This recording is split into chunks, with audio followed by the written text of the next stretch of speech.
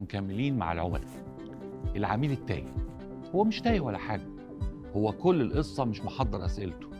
مثلا تساله عن تصميم المكرونه، يقول لك مكرونه ايه يا باشا اللي لونها احمر؟ احمر مين يا سعاده الباشا؟ التصميم. تصميم مين؟ يقوم يسالك شويه اسئله وجوديه نرجسيه ولوزعيه يخلي وشك في الحيط وقفاك ليه. العميل المسحوم ده شغلانه لوحده، ابو عجقه بالسوري عشان لو ما بتروحوش تاكلوا في مطاعم سوريه.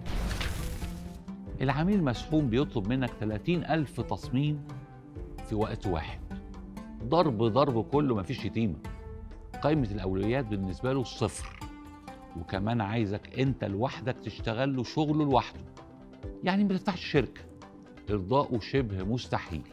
أما العميل بتاع التعديلات ده قصة، يقول لك إيه؟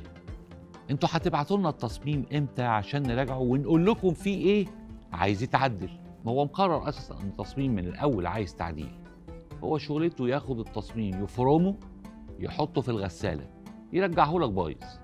كل القصة لو هو مدير في الشركة يقول لصاحب الشركة التصميم ده جالي مضروب، قعدت معاهم وصلحناه. ولو هو صاحب الشغل أصلا يقول لك التصميم كان بايظ وقعدت معاكم وصلحناه. كراكيب، هي شوية كراكيب.